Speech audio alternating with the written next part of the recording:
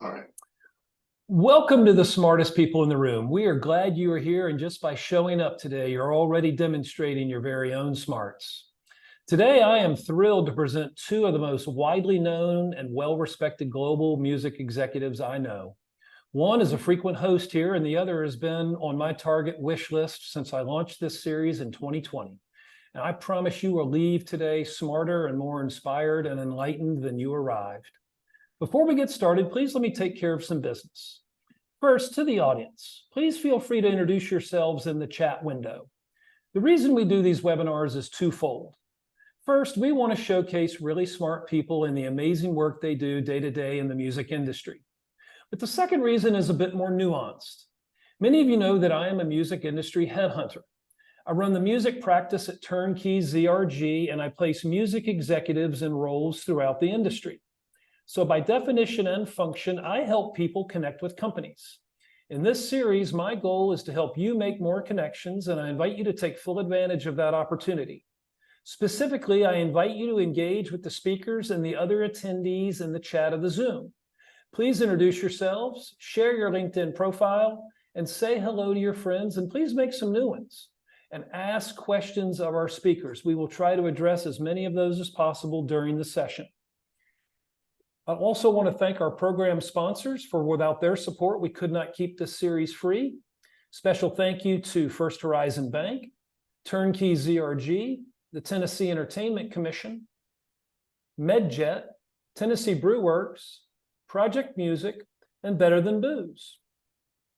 But let's get down to business. In today's host seat, we hope that we're going to have my dear friend Ralph Simon joining us. Ralph is traveling today and was having a tough time getting out of Amsterdam and back to London on time. So I'm going to kick things off and interview Sat myself, and hopefully Ralph will be able to slide in here gracefully like he always does very soon. So without any further ado, let me introduce to you our featured guest, none other than Sat Bisla. Sat is a music industry luminary with a 4-decade career spanning DJing, journalism, booking, management, and executive roles. His influential A&R work has touched major labels and publishers like Arista, Atlantic, BMG, Concord, EMI, Epic, Island, RCA, Sony, Universal, Warner, and more, catapulting numerous global artists to stardom. Beyond labels and publishers, Sat pioneered the A&R network while at Clear Channel, now Live Nation, and co-founded the New Music Network, which evolved into iHeartMedia. In 2006, he founded Pangea Entertainment Group, home to A&R Worldwide, Muse Expo, and Worldwide Radio Summit. His syndicated radio show called Passport Approved acts as a tastemaker platform, airing on 80-plus stations globally, and featured esteemed global guest hosts such as Zane Lowe and Adele.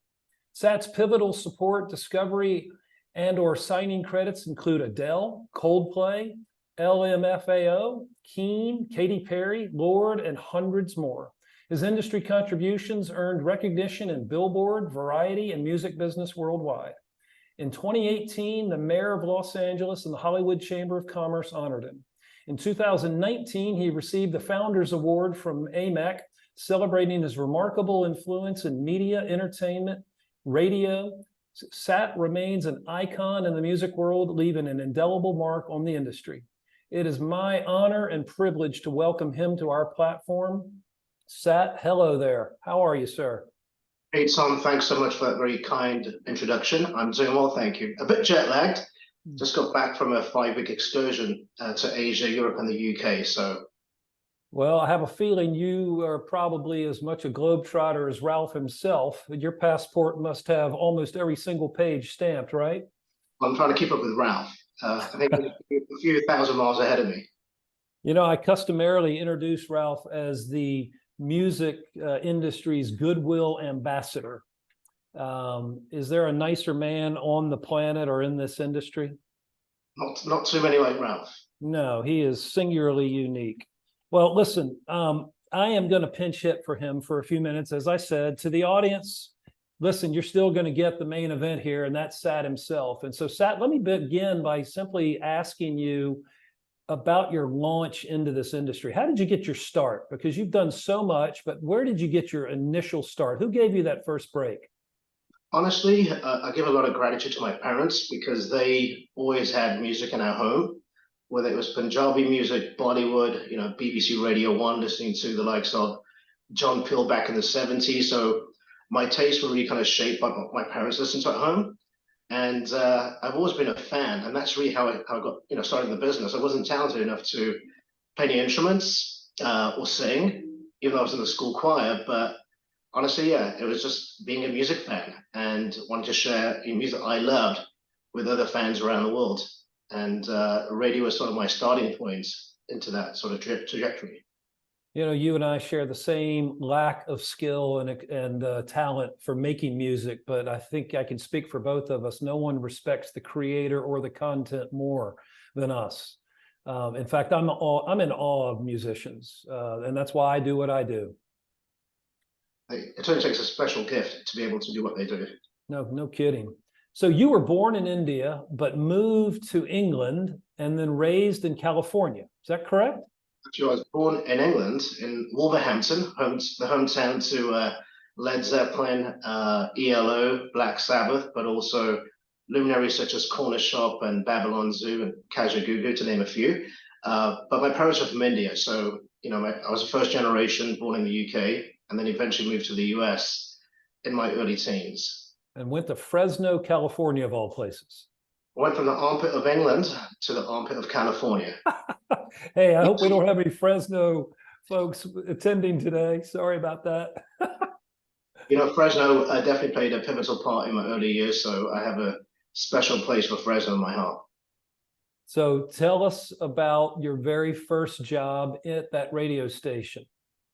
So I started out by basically bugging the heck out of one of the local DJs, and he was working on the college radio station KFSR 90.7 FM, and I would request all these bands that I was listening to in the UK, and he's like, "Look, you call me every single week on my show requesting all these bands, never heard of them. Why don't you come by the radio station, let me listen to the records, and we'll go from there." So we had a meeting. He listened to a lot of the music I grew up listening to, such as Susan the Banshees, bands like The Clash and Ultravox, etc., and started playing that music on his show. So he basically told me, like, "Look, let me borrow your records, and in return, I'll teach you the key fundamentals of music programming and radio." And that's really kind of how I started as an intern, learning from him. His name was Radio Rich, and this is like back in 1983. And then from there, I eventually got a internship at the radio station when I attended California State University, Fresno. I originally started off reading the news because the program manager felt that I wasn't talented enough to really communicate the way that DJs do. He goes, "Look, get comfortable on the air. Once you feel comfortable, I'll give you your own import show." And that's really how I got started, was doing an import show back in 1984. Terrific. So you were 14 when you first started, but your first real job was an internship at the radio station in college? Correct. So I was literally around about age 17 at the time. So when did you realize this was going to become your life's work? Probably not until I'd say until I was about 18, 19, when I started realizing like I couldn't get away from music and radio, and it really sort of became the DNA of my day-to-day life. And I just love seeing the reaction of music fans. And one of the things I learned at the time was, I was a bit naive thinking that, the artist did everything. But as I did my radio show and looked at the sleeves of various, great iconic albums, I learned about who the songwriters were, who the publisher was, the manager, the label, the A&R person, where the songs were recorded. So it really kind of told me about the DNA behind the music. And so it really gave me a broad education about, there were many of the facets behind the song and the artist. And so I really made it my mission to learn as much as I could about not only the artist, but also the people involved with the artist at every level.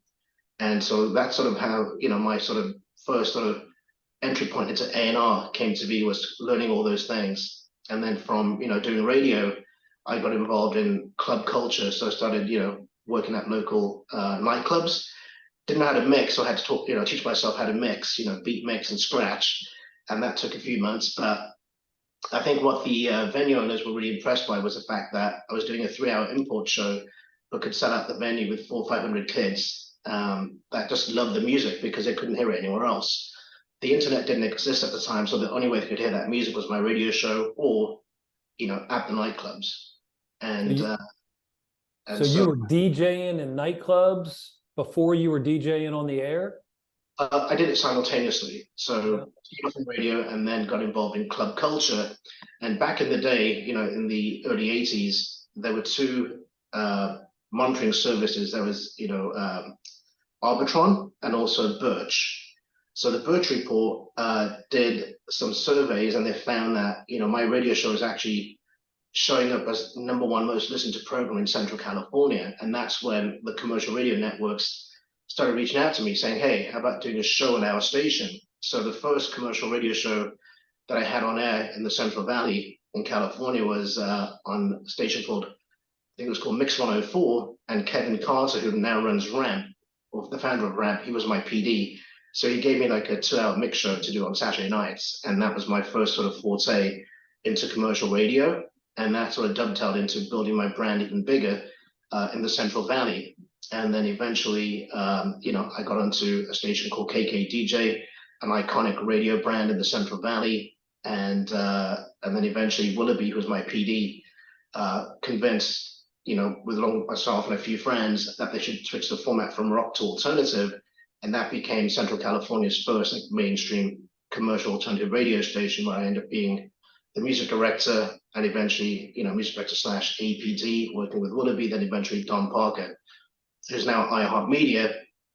And during that time, I was traveling the world and putting myself into a huge amount of debt. My parents thought I was crazy because literally I was broke as a joke. But, I felt it was important to invest in myself to learn about these different music markets. And again, back then you didn't have the internet, so you actually had to go there physically to learn about these markets. So what I would do is either send faxes or letters to different record labels, publishers, and radio stations saying, "Hey, I'm going to be coming over these dates.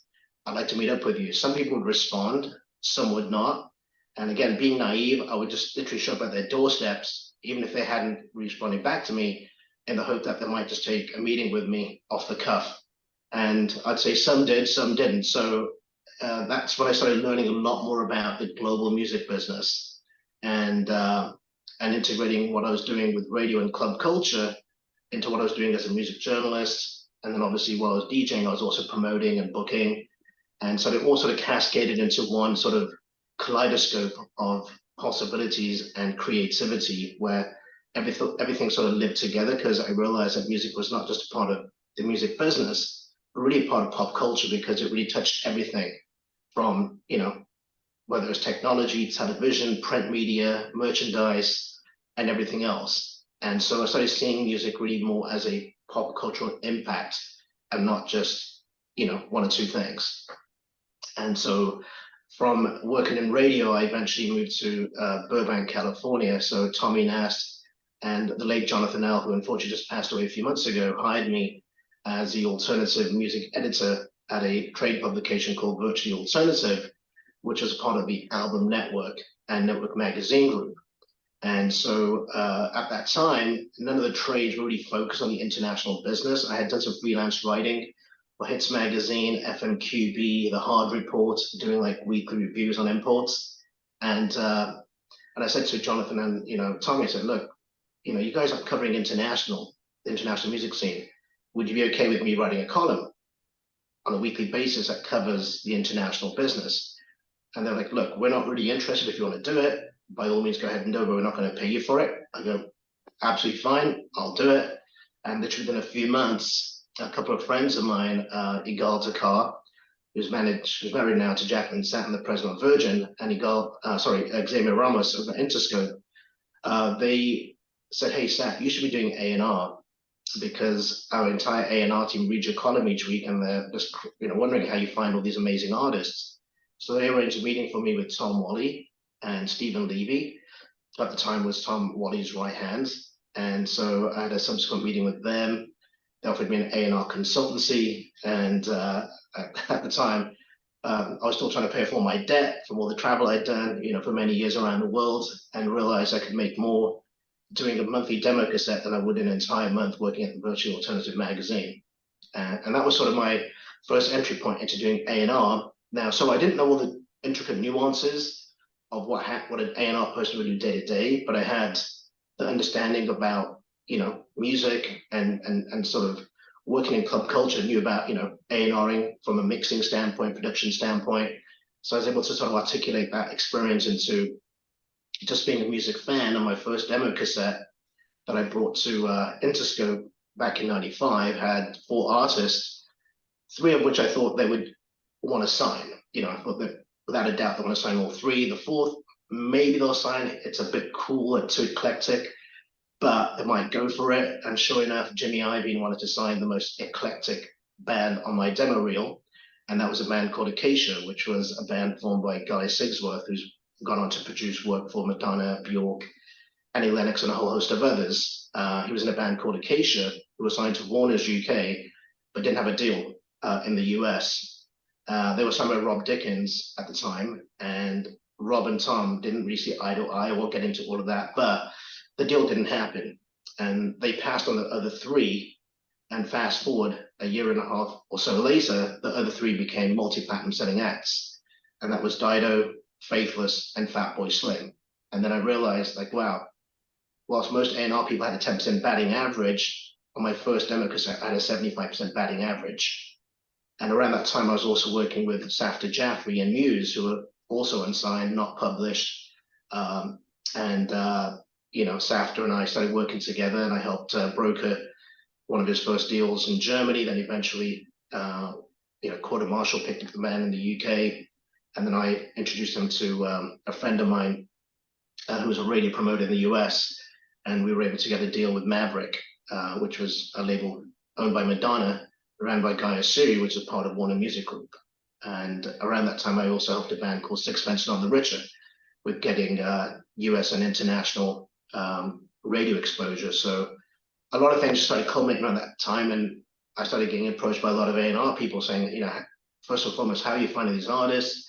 How do you know they're going to be hits before they're hits? We want to hire you. And so, my stance at the time was I still want to be a radio DJ. I want to be a journalist. I want to do A&R. I want to be a promoter.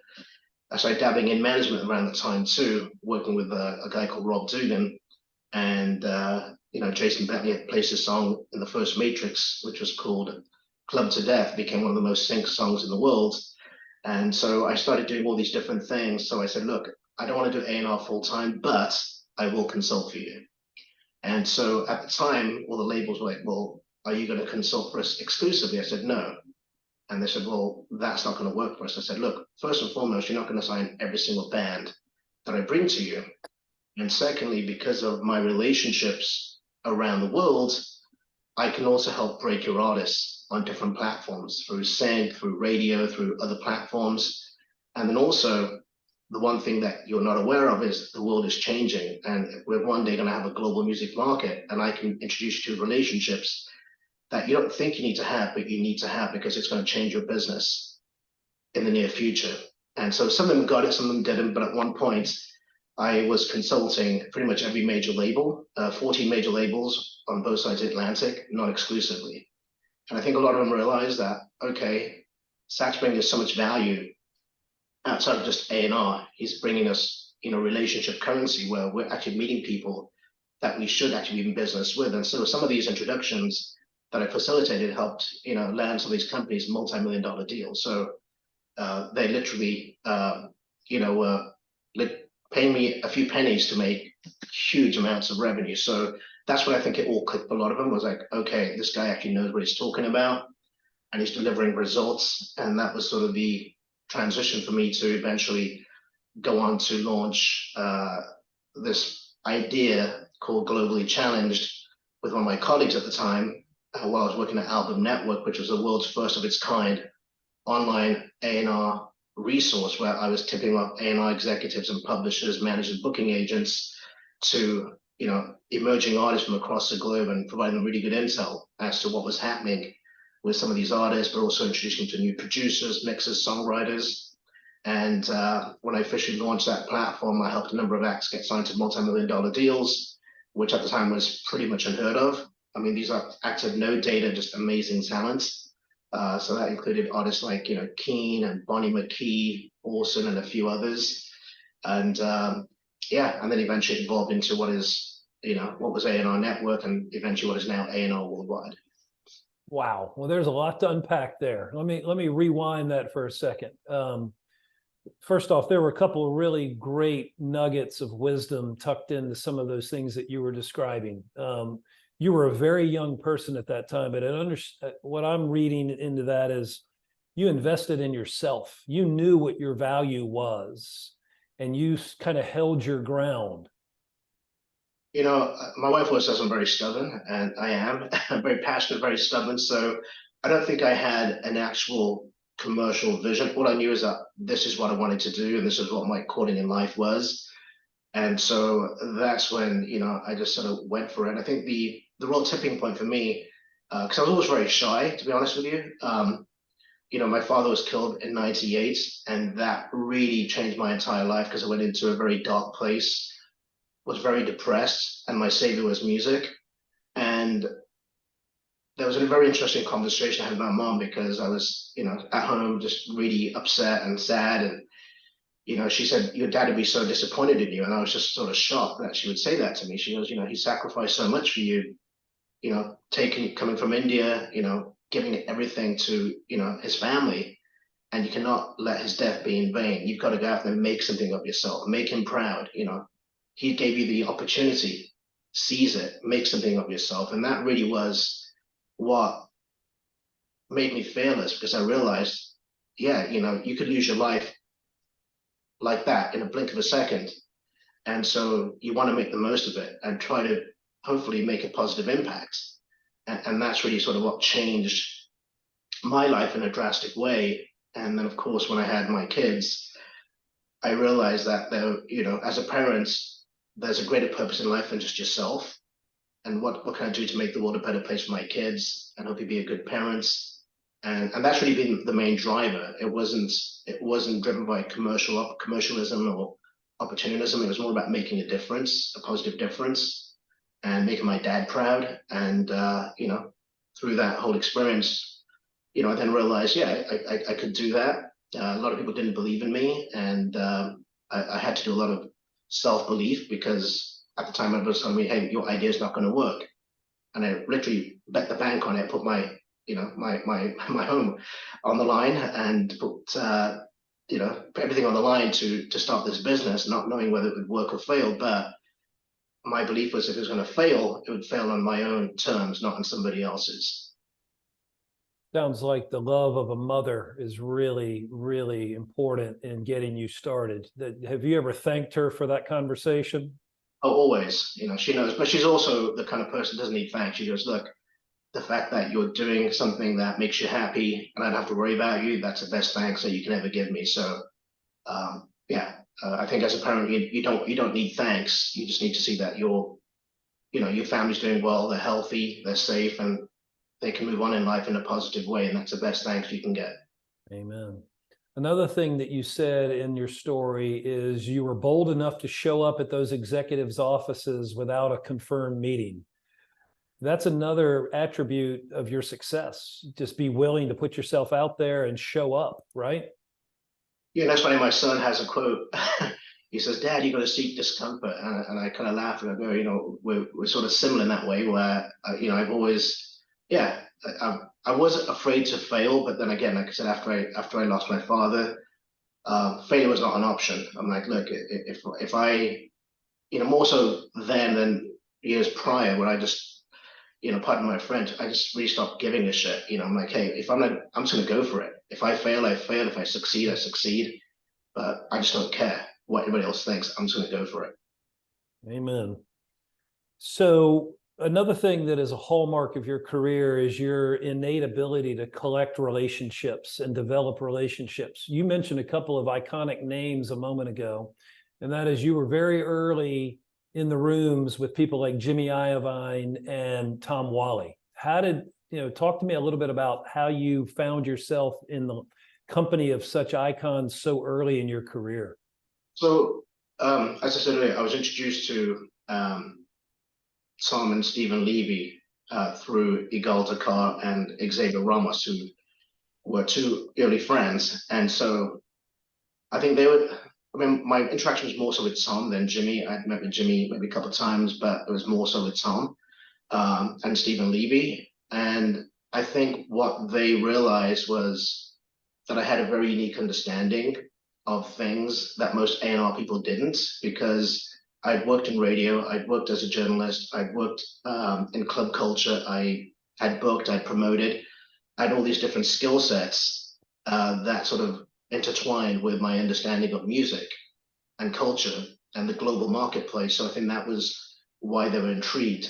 And a lot of these executives had reached out to me. I didn't go out there reaching out to them. So even like, the likes of Craig Kalman, Monty Lippman, Avery Lippman, back when they started Republic Records in 95 or so, I mean, they were reaching out to me, Pete Gambog. I mean, even like the international A&Rs like Miles Leonard and Nick Gatfield, I think they were just intrigued by who is this guy, working independently, helping sign all these acts. He's got all these relationships and understands the global market. I think they were just really intrigued. And I think their curiosity led to them wanting to know more about me. And so I, without going into too many details, but I would just give them a different viewpoint. And I was always very honest with them. I didn't, I didn't believe in just feeding them hype or BS. I just told them what I truly thought, what I truly saw from my interactions around the world. And because I worked in radio, at the time radio was such a powerful medium. And also I was really sort of very early in this world of sync with working with Rob Dugan. I mean, literally we were getting 3 or 4 sync requests a day, 95% of which we would turn down because we knew by the lack of licensing, we were increasing the value of his music. So the value was a scarcity. And so I think at that time in the mid-90s, a lot of them were just really intrigued by what I was doing and having an understanding of just the world, which besides people like Seymour Stein and a few others, there weren't too many people doing, and Ralph Simon, of course, there weren't too many people really traveling the globe and doing what I was doing. And so the fact that, I worked in radio and was a music fan, which I still am today, I think so much of our business is focused on, analytics and research today. But what creates analytics and research? It's the human reaction, the human emotion, right? So when we hear something, we react, and that reaction creates data. They've got it backwards now. So artist and repertoire is always the first thing for me. And so having worked in radio, I would always go with my instincts. And what I started my radio show was in the fact that they were researching so well and getting such incredible ratings with Arbitron and Birch in Central California. I realized that, as a music fan, you have a really unique understanding of what connects with you on an emotional level. So I've always trusted my gut, and every artist I've ever worked with, whether it was Adele very early on when, Jonathan and Lucy and actually Barry Dickens played me the early demos, because I'd given Jonathan Dickens his first #1 through Barry. I was working with my friend Kevin Held, who managed Gary Jules, and he had done a reimagination of the Tears for Fears cover Mad World, which ended up being on Johnny Darko. But at the time, he was getting just some airplay on KCRW on Nick Harcourt's show, had no label deal, no publisher. Barry Dickens, one of my mentors, and he was telling me, goes, I've got to get Jonathan out of the house, still living at home. I mean, kidding around, but I think as a parent, wanting him to evolve. And I said, look, I think I have a band that you and Jonathan are going to love. So I gave him the Gary Jules CD, and sure enough, Barry became the agent. He gave the CD to Jonathan Dickens, who gave it to Paul Conroy. They ended up signing the song to, a UK deal. It became the first Christmas #1, and that was Jonathan's first #1 before Adele. So I've always trusted my gut, and and even to this day, I think our business is so focused on analytics and research, where it should be focused on A&R. We're in the music business, not the business of music. And I feel too many people now are focused on the business of music, where it's about transactions, not about personal relationships. And I go back to your original question. I've always focused on relationship currency. I look at relationships, my engagement with people, as very personal, not transactional. And I think that's where not just our business, but a lot of businesses get it wrong. They look at people, as my son says, like an angle to see what they can take from you. And it really needs to be based on personal relationships, because that's where you really, can do something meaningful and impact the world in profound ways. Amen. You're preaching my gospel there, Sat. That's good stuff. So you discovered Adele before the rest of the whole world had ever heard her name, sounds like. Talk to No, actually, so just to be totally transparent, so I was originally told about Adele for Lucy Dickens back in 2005. So she became a booking agent. She had done an interview in my A&R, our A&R Worldwide newsletter, where she was talking about, this new artist, Adele, and a few others that she was booking. And she didn't have any music at the time. And she goes, my brother Jonathan's managing, and so, like I said, Barry, their dad, is my mentor, one of my mentors. And so when I would go to London, we'd talk about, family, life, music. And in early 2006, I was in his office and he played me Adele's demos. And it was Hometown Glory, Chasing Pavements. And I literally was like, Barry, these songs are hits. He goes, really? I go, yeah. I go, can I get a copy of these so I can play it on my radio show? And he goes, sure. So he gave me the MP3s and I went back. I was doing a show on Indie 103.1 here in Los Angeles at the time. And Steve Schnow was a co-host. He's the global head of music over at EA Games. And I started playing the demos on my show, and literally the phones lit up like a Christmas tree. And then that's when I knew, like, this is amazing. I reached out to Jonathan. I said, Jonathan, the reaction to Adele songs are incredible. I want to help. And so we arranged her first ever interview worldwide on my radio show. So Steve Schnow and I did our first interview. And this is back in 2006, and it was a really amazing moment. I want to look at it back now because she had never been on a radio interview. I don't even think in the UK at the time. It was the first ever radio interview, and it was awesome. But what happened is Jonathan and I agreed that I would shop her demos to a US label. So I literally reached out to every major label. Everyone turned it down, except for one person at a major label. I won't mention his name. And I kid around him now, I'm like, you made the fatal mistake of trusting your A&R team, because he was like, Sat, she's amazing, I want to sign her, but let me check my A&R team to see what they think. And then a few days later, came back to me and goes, Sat, a lot of them just feel she's not marketable, so we're going to pass. But even though I think she's got great songs and a great voice, I'm like, okay, I think you're making a mistake, but there you go. So anyway, fast forward about a year and a half later, the Sony deal was done. Jonathan also done the deal with XL, and the rest is history. Incredible. So another band I know that you've had a hand in developing over the years is Coldplay. Tell us how you got involved with Coldplay and what you did there. I was an A&R consultant, Dave Holmes, at the time. He was also a really close friend, and he was the GM of Network Records in America. And Dave had signed an electronic band called Mint Royale that I brought to his attention, and that started doing quite well. And then what happened was I was working in radio, but also liaising with different radio DJs around the world. And there was a week where the head of XFM, which is now Radio X in the UK, BBC Radio 1, BBC Radio 2, they sent me their weekly tips, and all of them had mentioned Coldplay and a song called Yellow. And so the program director of XFM at the time sent me the the MP3, and I'm like, this song's a hit. So Dave happened to call me that same week and goes, hey, Sat, have you heard of this band called Coldplay? I go, funnily enough, I have. All of my key radio programs in the UK have just mentioned the band last week, and that's the first time that's ever happened.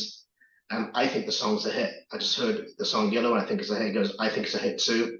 He goes, Capitol Records just passed on the band, and the reason they passed was they felt they sounded too much like Star Sailor and Radiohead. And so Network had a deal with Capitol where they could pick up on any option that they passed on. So they had passed on Coldplay. So Dave decided with his team at Network to pick up the band. And then he literally sent me like 20 copies of Yellow to send to my radio relationship. So I sent the import copies to like all the alternative stations in the US that I felt were the right fit. And so literally within a week, like 94.7, KCRW, some other stations, Live 105 started playing Yellow. So Capitol Records wanted the band back. And I guess, Terry and Dave worked out some kind of override. The manager at the time, Phil Harvey, I guess he was under a lot of stress, so he couldn't manage what was happening in the US and globally. So he stepped aside. His assistant Estelle took over for the UK. Dave, that was the first band he had managed. So I was literally an advisor to him, helping him connect the dots internationally with my radio relationships and other key people in markets that were really important to help elevate the band. And then, for the first two albums, when Dave eventually became global manager, I just helped him. He would send me the, songs and go say, what do you think of these songs? What do you think should be, do you agree this should be a single? And yeah, we just go back and forth. And to his credit, I mean, he literally, I remember, at his wedding at the time, Chris Martin had played. I remember him just the night before the Rose Bowl thanking Dave at least 5 or 6 times, saying we would not be here today if it was not for Dave Holmes. And I give Dave a lot of credit for having the vision to really elevate the band. I mean, I was there, part of the team helping Dave, but he eventually just, in my book, became one of the greatest managers in the world and did a lot for the band to take them to where they are today. I mean, unfortunately, they've parted company now, as you're probably well aware, but for 22 years, he literally, helped them reach the greatest heights any band can achieve globally. So explain, so I want to go back to something you said. So Capitol passed on Coldplay. Terry McBride at Network had them. How did Capitol claim them back or claw them back?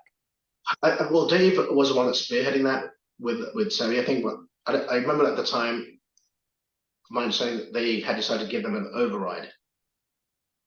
So basically, Network had received an override. I don't know all the details, but they were given an incentive to give the band back. Well, yeah, I'm sure there was an incentive. I wonder if it was a pistol in the ribs or a bag of money.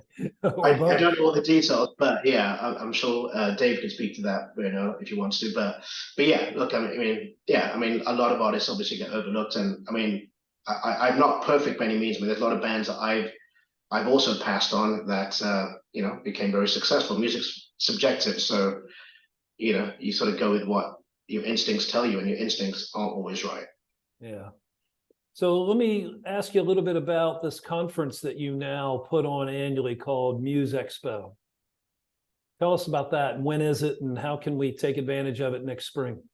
So funnily enough, it was an idea that started with Dave Holmes and I. So before he managed Coldplay, he and I would hang out on the weekends, doing dinners and going to a movie once in a while. And we decided, like, hey, let's each week do a dinner, and you bring a friend and I'll bring a friend that actually loves music, isn't a part of any kind of music industry clique, and let's just bring together good people that should know each other. And so we started that dinner around about late '98, early '99, in West Hollywood at a place, I think it was called Cafe Med at the time. And so the dinner grew from the two of us into literally 100 people or so attending the dinner, and people would fly from all over the world to attend the dinner. And there was a dinner we did in New York at the Cliff Hotel at the time. I think that was the name of the Hudson Hotel. And Alex Jones-Darnley, who was the head of BBC Radio 1, which at the time was one of the most powerful radio stations in the world, flew over for the dinner. And I remember all the label heads, saying to me, like, how the heck did you get Alex to show up for dinner? We can't even get a meeting with him. And then Alex was like, I get more value from Sat's dinners than I do from most functions that I attend. And he was the one that told me after the dinner, he goes, Sat, you should do a conference, but keep the spirit of the dinner. And if you do that, I'll endorse it to the entire British music industry. And that's how it started. I mean, I had never done a conference. I'd worked, at the Album Network, helping with some of our conferences, but it was the first time I had done it. And so my business partner at the time was Steve Smith, a former COO of Live Nation. So he had partnered with me because he was intrigued with what I was doing. And so we did this conference, and I had no idea whether it was going to fail or succeed. But literally, I was working 7 days a week with my assistant at the time, Brandon Fuller, and we spent 6 months, like literally working 12, 14 hours a day, just drafting everything from scratch and having no idea what we were doing. But the first year, the event sold out. We had a number of bands get signed to global deals, had amazing speakers like, actually Brian Beck at the time, and then following year, Michael Rapino, but then, people like Bob Lefsetz, will.i.am, and all the label heads from across the globe. And it was an amazing experience. And I think what really made me happy was the first year of Muse Expo. A lot of people from overseas came in. So Stephen Budd, that was his first Muse Expo. He goes, Sat, this is one of the best conferences I've ever attended. I'm going to go to the UK and launch a conference. And the following year, he launched The Great Escape. And then Ben Turner came in and he was like, Zach, I love this conference, the most organized and informative conference I've ever been to. I'm going to launch an event. So he launched IMS in Ibiza. And then ASCAP the following year launched ASCAP Expo. And then All That Matters in Singapore following year launched their event. So Music Expo the first year really kind of inspired the global market, and all these events started launching subsequently after Music Expo. So what it taught me was that we had done our job by making an impact and actually making a difference. And to this day, you know, the event is still very boutique.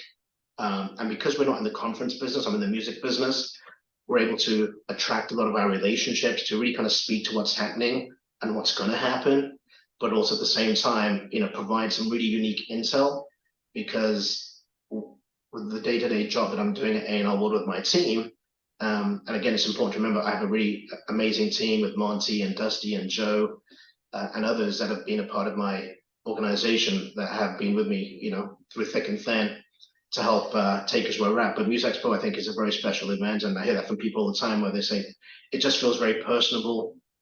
You know, it feels honest. It feels like it makes an impact. It inspires people, has built lifelong relationships, and has brought people unprecedented opportunities, and also helped launch a lot of businesses just by giving people ideas. Now, we're not the first people to do a conference. I mean, I've traveled the world and, you know, definitely got inspiration from attending Meet Them. That was probably the one that inspired me the most, because Truitt was global at the time, back in the mid-90s. But then I just took, you know, other experiences I've had in my life and try to apply those in an authentic way to really make Music Expo a unique event. So it takes place next March in Burbank, March 17th to the 20th. And what's it cost to attend? So unlike a lot of other events, I try to keep the integrity of what we did with the dinner. So we provide all the meals. It's $5.95 right now, but we provide, you know, really nice meals. Everything's done at least top. I mean, Ralph will tell you it's done in a very classy way, because I feel like if people are making, you know, the investments come out, I want to make sure they're well looked after. So we make sure that, you know, we have great wines, great food, a great experience. It's well organized. And a lot of that was also driven by the events that I went to, where I paid a lot more money and you wouldn't even get a free glass of water, you know, or you're paying $20 or 20 euros for a can of Coke. So we take care of all our guests. It's all included as part of that. And I think a lot of people tell me they feel like it's like coming to somebody's home and having a home cooked meal for 4 days, where you just feel like you're building really meaningful relationships and learning a lot along the way. Well, I'd love to come next spring. I will gladly throw down $600 for that. In the few minutes we've got left, I want to ask you just a couple final questions. First off, what advice would you give to the 25-year-old Sat, if you could look back and talk to him? I'd say be honest, be authentic, be passionate, and don't be afraid to fail. I mean, those are the 4 pillars that sort of drove me to do what I do till this day. And even with A&R Worldwide, I mean, I tell myself, you know, remember the 4 fundamentals of A&R are artist and repertoire, artist and relationships, yes, analytics and research, but also artist and revenue, because at the end of the day, it is a business, but it starts with the music. Yeah, amen to that. Speed round. First concert you ever attended? It was by accident in Birmingham in 1977. I was walking through the park with my dad, Iron Maiden. I thought you were going to say Led Zeppelin. Iron Maiden, what a great start. First record you ever purchased with your own money? Ironically, it was by ABBA, a song called Take a Chance on Me. Yep. Guilty pleasure artist? That's a tough one because there's so many. But I'll say as far as genre-wise, Euro disco. What's your go-to streaming service for music? Spotify, Amazon, Apple, what are you? I'd say YouTube, because, you know, music, you not only hear it, but you got to see it. And I think YouTube provides a way to see and hear the artist, but also, you know, see what the audience thinks through their various, you know, comments. So YouTube. And looking into your crystal ball, what's the next big band that you've heard about or that you're monitoring and you think is going to blow up? Well, there's an artist that I actually discovered through a friend of mine, Ray De La Garza, an artist called Bella, and she reminds me a lot of Adele, where she's just this giddy 19-year-old that has one of the most amazing voices I've ever heard. And she still probably needs to work on some of the songs, but the talent is there. Everything's there. She's authentic, she's super talented, and I just have no doubt that, over the course of time, she's going to be a star. Vela, Bella, yeah. you spell that? Vella. Got it, Vela. All right. And in fact, John Zelp just messaged. I was in New York with him a few months ago, back in May, with Vella and a manager and guitarist. And it was a surreal moment because there was no one else in the office. And John, I think it was a holiday, and John actually came in just for the meeting. And he said the exact same thing that any great A&R person would do. He goes, "That." Well, he told Vella, he goes, "You've got one of the most amazing voices I've heard." He goes, "But she needs to work on her songs." And, we agreed. And so currently she's working with some songwriters to help just kind of elevate the songwriting, but everything else is there. And, and John obviously is an A&R person I've always respected because of his amazing work. So it was just nice to hear that he had the same inclination that myself and a few others have had about her. Very cool. Well, listen, Sat, I really appreciate you doing this today. I can't thank you enough for all the great work you've done to make the music industry more inclusive for everybody. And I just want you to know what a fan I am of you and your work. And a lot of the things that I've done in my career sort of mirror what you do. So appreciate you setting such a great example and such a high bar for me and the rest of the business. My pleasure. And look, I mean, I think just everyone just should be authentic, and again, let's stick to the music business and less on the business of music. I love it. Well, that's a perfect way to sign off. To the audience, you got a treat today. You heard from one of the icons of the business. And so a lot of great life lessons, a lot of good business lessons. I thank you so much for your attention. And Sat, again, I thank you for being here and doing what you're doing. My All the pleasure. best. Thanks for joining in as well. Appreciate your time. Cheers, folks. Thank you. Bye.